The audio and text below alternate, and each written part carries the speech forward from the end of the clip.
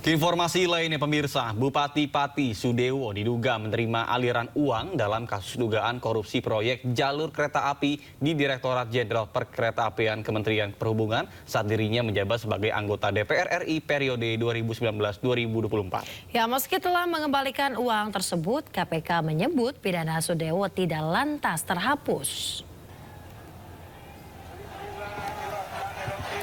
Pemirsa, KPK membenarkan ada keterlibatan Bupati Pati Sudewo dalam proyek tersebut saat dirinya menjabat sebagai anggota DPR RI tahun 2019 hingga 2024. KPK menyebut Sudewo telah mengembalikan aliran uang yang diterimanya. Kendati demikian, KPK menyebut pengembalian dana tersebut tidak otomatis menghapus pidana yang telah dilakukan. Bahkan KPK menjelaskan Sudewo diduga memiliki peran hampir di seluruh proyek tersebut. Kita juga sedang mendalami kembali peran-peran yang bersangkutan. Benar seperti yang disampaikan di persidangan itu sudah dikembalikan, tetapi berdasarkan pasal 4 ya, itu pengembalian kerugian keuangan negara tidak menghapus pidananya kan. Ini sudah jelas bukti-buktinya, aliran dana tadi juga dari Mbak Valen disampaikan uang yang sudah dikembalikan dan lain-lain. Ini kenapa sampai sekarang kok belum dilakukan upaya paksa atau dilakukan penyidikan terhadap yang bersangkutan. Jadi begini, penanganan perkara DJK ini tidak hanya di wilayah Semarang. Ya, ini kan yang kalau yang tadi disebutkan Mas Sabir ini itu untuk jalur ganda Solo Balapan Kadipiro. Gitu. Ini ada juga di Jawa Barat, ada juga di Jakartanya, ada yang penggalan di Semarang ke sini, ke arah Tegal, kemudian ada juga di tempat yang lainnya. Ini belum selesai dan yang bersangkutan yang kami duga gitu ya sejauh ini perannya tidak hanya yang di Solo Balapan Kadipiro. Jadi kami juga masih menunggu karena ini harus secara lengkap gitu ya. Jadi yang bersangkutan itu tidak hanya di proyek yang itu. Jadi di hampir seluruh proyek itu ada perannya. Dapur makan bergizi gratis. Akibat penutupan ini, 40 vendor mitra dapur BGN mengaku rugi. Seakan-akan kami tidak dihiraukan oleh Badan Gizi Nasional. Karena persyaratan-persyaratan yang diajukan oleh Badan Gizi Nasional kami sudah penuhi, mulai dari kendaraan, gedung, dan peralatan-peralatan dapur lainnya. Tapi malah kami dapur, ada beberapa teman-teman pemilik dapur itu ditolak. Tuntutan dari persoalan ini adalah bagaimana kemudian secara ini mengevaluasi BKN dan tentunya juga tidak ada pihak yang kemudian dirugikan sama sekali. Kericuhan akhirnya mereda setelah Ketua DPRD Sulawesi Selatan, Andi Rahmatika Dewi, menemui pengunjuk rasa. Ia pun berjanji akan mengundang para mitra dapur MBG dalam rapat dengar pendapat bersama perwakilan Pemprov. Dari Makassar, Sulawesi Selatan, Fadli Fado, iNews melaporkan.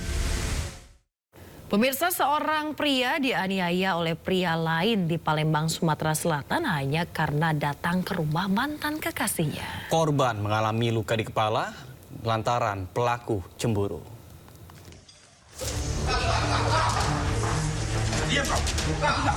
Polisi menggerebek sebuah penginapan di kawasan Kebun Bunga, Sukarami, Kota Palembang, menangkap dua pria pelaku pengeroyokan. Kedua pelaku berada di kamar penginapan bersama teman kencannya.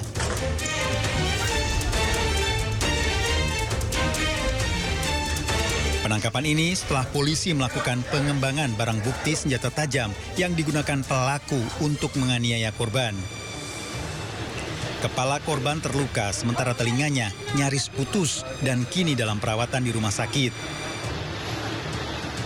Pelaku menganiaya korban karena datang ke rumah mantan kekasih pelaku di Jalan Perindustrian 2.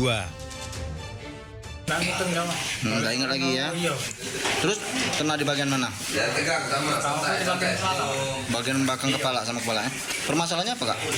Masalahnya jangan ditolak itu. Olehnya dia tuh datang ke mantan cewek aku pusing siapa ada di situ juga. Kedua pelaku kini masih menjalani pemeriksaan di kantor polisi. dikeroyok oleh 2 orang tersangka dengan motifnya itu cemburu, di mana korban mendatangi pacarnya, kemudian ada pelaku, di mana pelaku dan bersama temannya langsung cekcok mulut dan berakhir dengan pembacokan bagian kepala.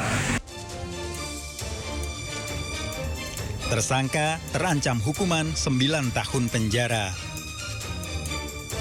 Dari Palembang, Sumatera Selatan, Firdaus Ainews melaporkan. Pemirsa, aksi pencurian aki lampu lalu lintas terekam CCTV. Selama beraksi, pelaku telah mencuri 13 aki dari sejumlah lokasi.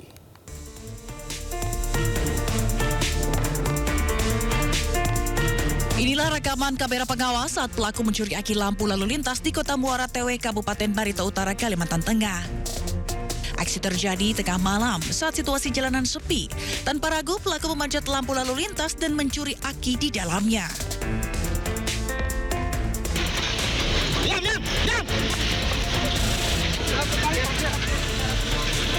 Berdasarkan rekaman kamera pengawas, kedua pelaku berhasil ditangkap di 2 lokasi berbeda. Satu pelaku disergap saat melintas di jalan, sementara pelaku lainnya ditangkap di kediamannya. Dalam penangkapan ini, petugas turut mengamankan barang bukti aki. Saat diperiksa, keduanya mengaku telah mencuri 13 aki dari lampu lalu lintas di sejumlah titik di Kota Muara Tewe. Aki ini dijual ke pengepul rongsokan dengan harga Rp200 hingga Rp250.000 per unit. Sementara sudah terungkap melakukan pencurian di 6 titik lampu lalu lintas dan masih kita kembangkan beberapa titik penerangan jalan juga ada kehilangan.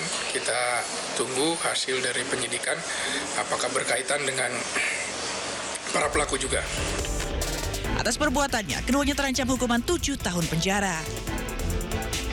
Dari Barito Utara, Kalimantan Tengah, Fatur Rahman, iNews melaporkan. Pemirsa, KPK melakukan penggeledahan di rumah mantan Menteri Agama Yakut Khalil Qaumas di kawasan Jakarta Timur.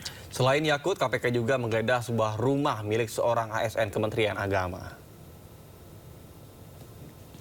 Jubir KPK, Budi Prasetyo mengatakan penggeledahan ini berkaitan dengan penyidikan tindak pidana korupsi kuota haji yang tengah diselidiki oleh KPK.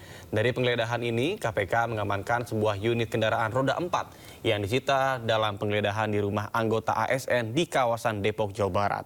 KPK juga menggeledah rumah mantan Menteri Agama Yakut Khalil Qaumas di kawasan Jakarta Timur untuk mendapatkan petunjuk serta sejumlah bukti terkait dengan dugaan korupsi kuota haji. Total kerugian negara yang ditimbulkan akibat tindak pidana korupsi ini diperkirakan mencapai lebih dari 1 triliun rupiah.